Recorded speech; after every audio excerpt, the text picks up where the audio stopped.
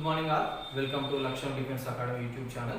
నేను ఉమా ప్రసాద్, డైరెక్టర్, కరీంనగర్ నుంచి మాట్లాడుతున్నాను. ఈ రోజు నుంచి ఎన్డీఏ నేషనల్ డిఫెన్స్ అకాడమీ ఎంట్రన్స్కి సంబంధించినటువంటి అర్థమెటిక్ పైన మనకు సిలబస్, ప్యాటర్న్, క్వశ్చన్ పేపర్ ఎలా ఉంటుంది, క్వశ్చన్స్ ఎలా ఉంటాయి, వీటికి సంబంధించిన పూర్తి explanation by our senior arithmetic faculty Naresh sir ద్వారా ఇవ్వడం జరుగుతుంది. సో ఎవరైతే డిఫెన్స్లో ఎన్డీఏ అడ్మిషన్ తీసుకోవాలనుకున్న వాళ్ళకి మా లక్ష్యం డిఫెన్స్ అకాడమీలో ఇంటర్తో పాటు ఎన్డీఏ అడ్మిషన్స్ అనేది ప్రారంభమైనవండి. సో కాబట్టి ఆసక్తి గల విద్యార్థులు 7396623246లో సంప్రదించండి. సో ఇప్పటి నుంచి ఎన్డీఏకి సంబంధించిన పూర్తి సమాచారం ప్రతిరోజు మీకు వీడియో రూపంలో పొందుపరచడం జరుగుతుంది. కాబట్టి మా లక్ష్యం డిఫెన్స్ అకాడమీ యూట్యూబ్ ఛానల్ను సబ్స్క్రైబ్ చేసుకోండి. Thank you. హాయ్ అండి, మై నేమ్ ఇస్ నరేష్ అండి. నేను మీ మ్యాథ్స్ ఫ్యాకల్టీని. ఈరోజు మనం డిస్కస్ చేసేది ఏంటంటే ఎన్డీఏ సంబంధించిన సిలబస్, వాటిలో ఉన్న మార్క్స్, ఎంత వెయిటేజ్ ఉంది, ఎన్ని మార్క్స్ వస్తే మనం క్వాలిఫై అవుతాం, ఎలా చదవాలి, దాని నుంచి ఎక్స్ప్లెనేషన్స్ మనం ఈరోజు చెప్పడం జరుగుతుంది. ఓకేనా? సో ఎన్డీఏ ఫుల్ ఫామ్ ఏంటంటే నేషనల్ డిఫెన్స్ అకాడమీ. ఇందులో మనకు మ్యాథ్స్ పేపర్లో 120 క్వశ్చన్స్ ఉంటాయండి. ఈ 120 క్వశ్చన్స్కి 300 మార్క్స్ వస్తాయి. ఒక క్వశ్చన్కి ఎన్ని మార్క్స్ అంటే 2.5 మార్క్స్ అనేవి మనం గెయిన్ చేయగలుగుతాం. ఒకవేళ రాంగ్ ఆన్సర్ పెడితే 0.85 అనేవి డిడక్షన్ అవుతూ ఉంటుంది, అది మైనస్ కింద వచ్చేస్తుంటుంది. దీనికి వచ్చేసి టైం పీరియడ్ వచ్చేసి 2.5 అవర్స్, అంటే 2 గంటల 30 నిమిషాలు. అంటే నథింగ్ బట్ 120 క్వశ్చన్స్కి 150 మినిట్స్ అన్నట్టు. సో ఇక్కడ మనం చేయాల్సింది ఏంటి, థియరిటికల్గా కాకుండా, అంటే మనం చెప్పుకోవాల్సింది ఒక పారాగ్రాఫ్ 2-3 పేజీల పేజీలు కాకుండా విత్ ఇన్ టైంలోనే ఎంత పెద్దగా ప్రాబ్లం అయినా షార్ట్ టైంలో చేసేంత కెపాసిటీ మనం పెంచుకోవాలి. అలా అయితేనే ఈ క్వశ్చన్స్కి ఇది మ్యాచ్ అవుతుంది. ఎలా సార్ క్వశ్చన్స్ అనేవి చాలా సింపుల్గా ఉంటాయంటే కాదండి, ఇది totally belongs to +2 intermediate second year కాకుండా మ్యాథ్స్ అంతా ఉంటుంది. ఇందులో మనకు క్యాలిక్యులస్ ఉంటుంది, అండ్ మ్యాట్రిక్స్ అండ్ డిటర్మినేషన్ ఉంటాయి, అండ్ నెక్స్ట్ ట్రిగోనోమెట్రీ ఉంటుంది, ప్రాబబిలిటీ ఉంటుంది, అండ్ నెక్స్ట్ మెన్సురేషన్ ఉంటుంది. ఈ అన్ని టాపిక్స్ అన్ని కూడా ఇందులో మనకు రావడం జరుగుతుంది. సో ఇందులో క్యాలిక్యులస్ లో మనకు ఉండేది ఏంటంటే ఇంటిగ్రేషన్ అండ్ డిఫరెన్షియేషన్ అనే టాపిక్ ఉంటుందండి. ఈ మ్యాట్రిక్స్ లో ఆల్రెడీ 10th క్లాస్ జరిగిందంతా కూడా మనకు తెలిసే ఉంటుంది. తర్వాత మనకు వచ్చేది ఏంటంటే ట్రిగోనోమెట్రీ. ఇందులో హైయెస్ట్ మార్క్స్ దేనికి ఉన్నాయి అంటే 30 మార్క్స్ ఏమో ట్రిగోనోమెట్రీ, 30 మార్క్స్ ఏమో మ్యాట్రిక్స్ అండ్ డిటర్మినెంట్స్. సో అంటే క్వశ్చన్స్, నెంబర్ ఆఫ్ క్వశ్చన్స్ అన్నట్టు 30 క్వశ్చన్స్ అన్నట్టు. నెక్స్ట్ క్యాల్కులస్ నుంచి 20 వరకు రావచ్చు. సో మిగిలిన ప్రాబ్లమ్ నుంచి 10 వరకు రావచ్చు, మిగిలిన 20 వరకు రావచ్చు. ఇలా కేటగిరీ వైజ్ లో వాడు డిజైన్ చేసుకుంటూ వచ్చేస్తూ ఉంటాడు. సో ఇందులో ఈ వాల్యూ అనేది జరుగుతూ ఉంటుందండి. క్యాలిక్యులస్ లో అండ్ ప్రాబిలిటీలో అండ్ మెన్సురేషన్ లో అండ్ మ్యాట్రిక్స్ డిటర్మినెంట్స్ లో వాల్యూ జరుగుతుంటాయి, కానీ పక్కగా క్వశ్చన్స్ వచ్చేది కూడా 30 మార్క్స్ 30 క్వశ్చన్స్ కింద మనకు రావడం జరుగుతుంది. సో ఈ రోజు మనం ట్రిగోనోమెట్రీ అంటే ఏంటి, దాని బేసిక్స్ ఎలా నేర్చుకోవాలి, సో బేసిక్స్ లో విత్ ఇన్ షార్ట్ కట్ లో మనం ఎలా నేర్చుకోవాలి అనేది మనం చూద్దామండి. Yes, now we are discussing about the trigonometry. So here the question paper in both language. One language is English, other language is Hindi. So దీని గురించి మనం వరి అవసరం లేదండి. సార్ మనం తెలంగాణలో ఉన్నాం కదా, అంత ఫ్లూయెంట్ ఇంగ్లీష్ మాట్లాడలేం, అంత ఫ్లూయెంట్ హిందీ మాట్లాడలేం. So how can we attempt the question paper and మాట్లాడే దాకా వస్తే, సో ఇది మ్యాథ్స్ అండి, ఇందులో టర్మ్స్ తెలియని అవసరం లేదు, చేసే ప్రాసెస్ తెలుస్తుంది. మళ్ళీ ఇంకోటి, మీరు తెలుగు మీడియం వాళ్ళు కూడా బాగా అవసరం లేదు, మీకు తెలుగు టు ఇంగ్లీష్ వర్డ్స్ కూడా ఎక్స్ప్లెనేషన్ ఇస్తూనే క్వశ్చన్స్ అంతా కూడా ఎక్స్ప్లెయిన్ చేస్తూ ఉంటాం. సో ఇందులో మనకు ట్రిగోనోమెట్రీ అనే వర్డ్ ఎక్కడి నుంచి వచ్చింది, దీని బేసిక్స్ ఏం నుంచి వచ్చింది అంటే ఇది గ్రీక్ వర్డ్ అండి. So it is the word from Greek. In Greek language tree, tree means 3. In this gono, we have a gono, it is gonia, nothing but angle. And next one is metry. Metry means measurement. So from these 3 angle measurements అంటే 3 కోణాల కొలత. ఈ 3 కోణాల కొలత దేనికి ఉంటుంది అంటే quadrilaterals ఉంటుంది అంటే ఉండదు, లైన్ ఉంటుంది అంటే ఉండదు. Only we have one thing is triangle. ఓకేనా? So in this which type of triangle we are discussing trigonometry. అంటే ట్రిగోనోమెట్రీలో ఏ రకమైన త్రిభుజాన్ని మనం వాడగలుగుతున్నామని తెలుసుకోవాలి. So again as per angle based, as per side based we have different types of triangles. So one is సమబాహు త్రిభుజం, విషమబాహు త్రిభుజం, సమద్విబాహు త్రిభుజం, isosceles triangle, scalene triangle, equivalent triangle అని చెప్పుకుంటుంటాం ఇంగ్లీష్లో. సో ఈ ట్రయాంగిల్స్ అనేవి సైడ్స్ గురించి చెప్పేటప్పుడు మనకు పైథాగరస్ థీరం ఉంటుంది, దాని జామెట్రీ కింద మనం కన్సిడర్ చేస్తున్నాం. కానీ ట్రిగోనోమెట్రీలో మాత్రం మనం డిస్కస్ చేసేది మాత్రం right angle triangle. So in this what is the right angle triangle? If any angle in this triangle, అంటే మూడు కోణాల్లో ఏ కోణమైనా 90 degrees మెయింటైన్ చేస్తే అది రైట్ యాంగిల్ ట్రయాంగిల్ కింద వచ్చేస్తుంది. ఏ కోణమైనా 90 degrees మెయింటైన్ చేస్తుంటే మేబీ ఇది 45 ఉండొచ్చు, 30-60 ఉండొచ్చు, whatever it may be. Why? Because the sum of the angle is 180 degrees of triangle. మూడు కోణాల మొత్తం త్రిభుజంలో 180 degrees అండి. అందులో ఏదైనా ఒక కోణం 90 degrees మేక్ చేస్తే దాన్ని మనం రైట్ యాంగిల్ ట్రయాంగిల్ అంటాం, దాన్ని మనం లంబకోణ త్రిభుజం అంటాం. సో ఈ లంబకోణ త్రిభుజం ఎందుకు మనం ట్రిగోనోమెట్రీలో వాడుతున్నాము, మిగతా ఎందుకు వాడట్లేదు? కేవలం లంబకోణ త్రిభుజం ఆధారంగానే ట్రిగోనోమెట్రీ అనేది బేస్ అయి ఉందండి. హౌ కెన్ ఇట్ ఈస్ అంటే ప్రపంచంలో వాడే ప్రతి వస్తువు అయినా ఈ భూమి పైన ఒక వస్తువు నిలబడుతుంటే కారణం ట్రిగోనోమెట్రీ. అది ఎలా అనేది మనం చూద్దామండి. So now we are discussing right angle triangles, లంబకోణ త్రిభుజం ఎలా అంటే, సో భూమి పైన ఒక పోల్ అనేది ఇలా ఉందనుకోండి, ఆ ఎర్త్ కి ఆ పోల్ మేక్ చేసే యాంగిల్ 90 degrees. ఆ 90 degrees ఉంటే మాత్రమే ఖచ్చితంగా భూమి పైన నిలబడగలుగుతుంది. ఆ 90 degrees కన్నా కొంచెం ఈ విధంగా తగ్గినా కూడా ఈ భూమిపై నిలబడలేదు. సో మనం కూడా అంతేనండి, ఈ సర్ఫేస్ అంటే భూమిపై మనం కరెక్ట్ 90 degrees మెయింటైన్ చేస్తేనే 90 degrees మెయింటైన్ మనం నిలబడతాం. ఏ మాత్రం కొంచెం పైన పడిపోగలుగుతాం. అంటే ప్రపంచంలో ఉన్న ప్రతి వస్తువు కూడా కోణాల మీద ఆధారపడి ఉంటుంది.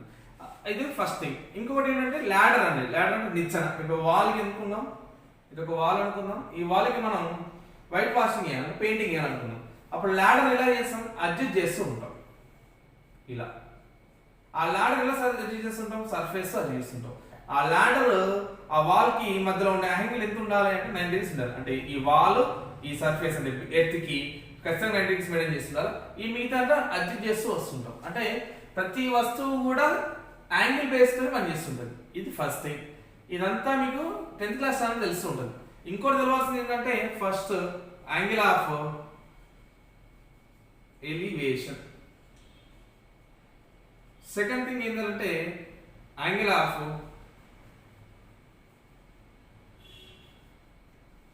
Depression. So what is angle of elevation, what is angle of depression? ఇది ఇంగ్లీష్ మీడియం అర్థం అవుతుందండి, తెలుగు మీడియం వాళ్ళకి కొంచెం ఇబ్బంది అవుతుంది. యాంగిల్ ఆఫ్ ఎలివేషన్ అంటే ఊర్ధ్వ కోణం, యాంగిల్ ఆఫ్ డిప్రెషన్ అంటే నిమ్న కోణం. ఈ 10th క్లాస్ లో మనకు 4 మార్క్స్ కేటగిరీ కింద మనకు పేపర్ 2 లో ఇవ్వడం జరుగుతుంది. అయితే ఎలా నేర్చుకోవాలి, దీంతో మనం యూజ్ అయ్యేది ఏంటి, అసలు ఈ రియల్ లైఫ్ ఎలా జరుగుతుంది అని చూస్తే, యాంగిల్ ఆఫ్ ఎలివేషన్ అంటే సపోజ్ మన ఫ్లైట్ అనేది టేక్ ఆఫ్ అనేది కావాలి, టేక్ ఆఫ్ అంటే పైకి ఎగరాలి. అప్పుడు పైన ఉన్న ఫ్లైట్ ఎగుతూ వెళ్ళాలంటే ఖచ్చితంగా ఇంత కొంత కోణం చేస్తూనే పైకి ఎగుతూ ఉంటుంది.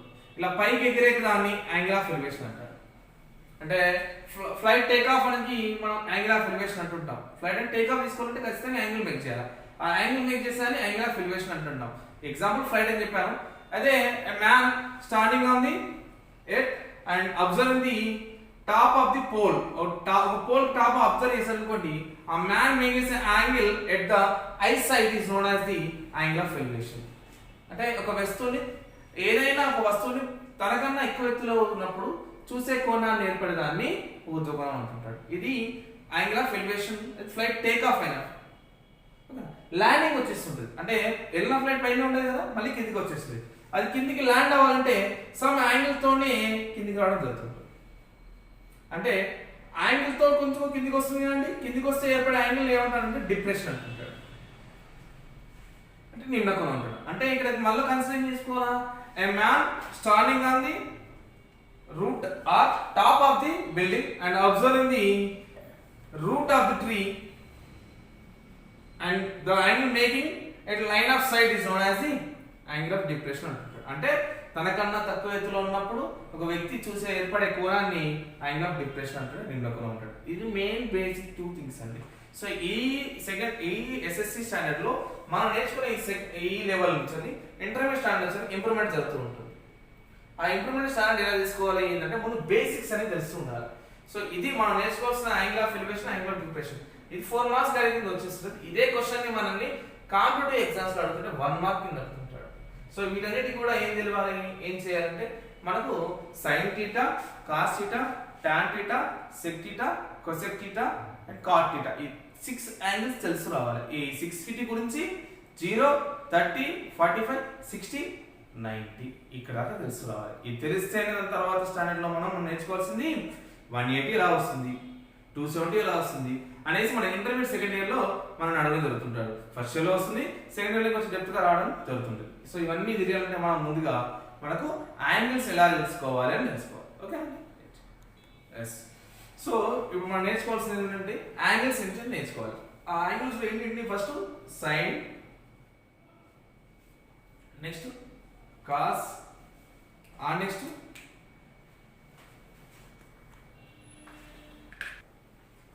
tan, next cot, next sec, next cosecant. Total how many we have? Total we have a 3 plus 3 is 6. So now we have to discuss about the 6 angles. So ఈ 6 angles గురించి డిస్కస్ చేయాలంటే first we have to know which one it is. First one is sin. ఈ sin ఎలా వచ్చింది, దీన్ని ఎలా తీసుకున్నారు అని చెప్పేసి మనం నేర్చుకోవాలి. సో ఈ sin గురించి మనం నేర్చుకోవాలంటే ఫస్ట్ మన ఇండియన్ మ్యాథమెటిషియన్ ఆర్యభట్ట, ఇతను ఫిజిక్స్ అంటే ఫిజిక్స్ కూడా చెప్పగలుగుతారండి అండ్ ఆస్ట్రాలజీ కూడా చెప్పగలుగుతుంటాడు. అయితే ఆ ఆర్యభట్ట అనే వ్యక్తి ఏ విధంగా చెప్పాడు అనేది నేర్చుకున్నాం. తన ఇంటి అరుగు పైన ఒక రోజు కూర్చొని చందమామను చూస్తున్నప్పుడు తనకు డౌట్ వచ్చింది. సో ఎందుకు చందమామ సర్కిల్ షేప్ లో ఉంది, అసలు మీనింగ్ ఏంటి, దాని గురించి తెలుసుకోవాల్సింది ఏంటంటే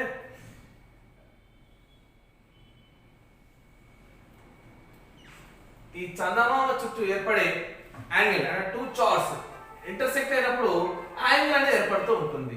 ఆ ఏర్పడే యాంగిల్ ని ఆయన సైన్ అని చెప్పుకోవాల్సి వచ్చింది. ఆ సైన్ యాక్చువల్గా నేను సైన్ థీటా అని చెప్పేసి మనం నేర్పుతున్నామండి. ఫస్ట్ ఆర్యభట్ట లాంగ్వేజ్ లో దీన్ని జ అన్నాడు, దాన్ని హాఫ్ చార్ట్ అంటాం, అర్ధ జ అంటాడు, దాన్ని జా కింద చెప్పుకోవాల్సి వచ్చింది. ఈ జా కాస్త ఇంకో లాంగ్వేజ్ ఏంటి, లాటిన్ లాంగ్వేజ్ వచ్చేసరికి జీవ, దీని నుంచి గ్రీక్ లాంగ్వేజ్ వచ్చేసరికి సైనస్, ఇది సైనస్ కింద వచ్చేసింది. ఈ సైనస్ కాస్త మనకి ఏమైందంటే సైన్ అయిందండి. సో ఫస్ట్ ఈ 6 లో ఈ మిగిలిన remaining 5 are nothing. First we have to know about the sine. If you know about the sine, then easy to find the value of cos, tan, cot, sec, cosec. So how can we are getting sin theta? First we have to know. So sin theta అనేది ఎలా వచ్చింది అని నేర్చుకోవాలి. So sin theta అంటే ఎలా వస్తుంది అనేది మనం డిస్కస్ చేద్దామండి. ఒకసారి మనం ట్రిగోనోమెట్రీ రేషియోస్ అనేవి చూద్దాం.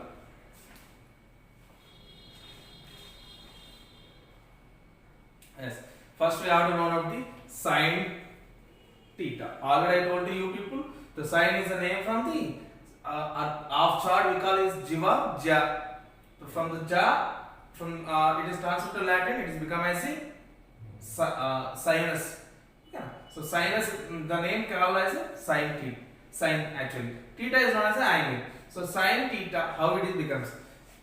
The right angle triangle ABC, the angle at B equal 90 degrees. Okay na? So right angle triangle ABC, the angle at B equal 90 degrees and the angle C equal to theta. If you know about this one, so angle at B is 90 degrees. Already he given the data. Okay na? Angle at C is known as theta. Here it is A. The opposite of theta is known as the opposite side. The opposite side becomes as AB. The adjacent of theta is known as the adjacent side. The adjacent is known as the BC or CB, whatever it may be. This is known as the hypotenuse. So ఇది English లో అండి. Telugu medium వాళ్ళకి ఏం చేస్తారు? ఇది ఎదుటి భుజం, ఇది ఆసన్న భుజం, ఇది కర్ణం కింద మనం చెప్పుకోగలుగుతుంది. సో ఈ సైన్ థీటా అని చెప్పే ముందు ఈ రైట్ యాంగిల్ ట్రయాంగిల్ నేర్స్తే ఫస్ట్ మనం తెలిసిందంటే పైథాగరస్ థియరం తెలవాలి. పైథాగరస్ ఏం చెప్పాడు? So hypotenuse whole square equal to some of the adjacent whole square and opposite whole square. అంటే తెలుగులో అయితే కర్ణము స్క్వేర్ ఈక్వల్ టు భుజము స్క్వేర్ ప్లస్ ఎత్తు స్క్వేర్ కింద మనం చెప్పుకుంటున్నాం. అంటే ఏంటంటే ఈ కర్ణం అనేది ఈ రెండు సైడ్స్ యొక్క కలయిక. అంటే the some of these two is known as hypotenuse. అంటే సో హైపోటెనస్ ఈ side is greater than the adjacent side and greater than the opposite side. The length is become as much more greater than those two. కింద కనిపిస్తుంది. మా sin theta ఏం చెప్పుకుంటూ వస్తాడు? sin theta already told to you people, when the Aryabhata is looking at the moon, when two stars enter some point is known as the theta, is known as sin theta. From this we are going to discuss the cos, sec, cot, tan and cosec. Remaining 5. First one is sin theta is the most more important. So sin theta is known as the sin theta equal to opposite side by hypotenuse. Opposite side by hypotenuse. తెలుగులో అయితే ఏంటండి? ఎదుటి భుజం by కర్ణం కింద మనం discuss చేస్తుంటాం. When we are going to discuss side about, it is AB by AC. We have discussed. Okay. This is what we are going to discuss the sin theta. If you know the ratio అంటే నిష్పత్తులు అన్నట్టు. It is a నిష్పత్తి only. Okay. నిష్పత్తి is nothing but ratio only. It is ratio only. So ఈ ratio ఏ విధంగా చెప్పుకుంటాడు? When we are going to divide the equal parts అన్నట్టు. అంటే ఈక్వల్ గా డివైడ్ చేసి ఇచ్చే పార్ట్స్ ని రేషియో కింద డిస్కస్ చేస్తాం. అంటే dividing, not equally, it is dividing thing అన్నట్టు. It is going to be dividing. How can we can write A is to be in the form of or A by B. The ratio we can write in the form of A by B also, or A is to be or A by B. So that's why we are calling it is a trigonometric ratios. That's why we are discussing by we are discussing. Okay, అంటే nothing but opposite by we are saying hypotenuse. By is nothing but ratio. So this is the thing about the sin theta.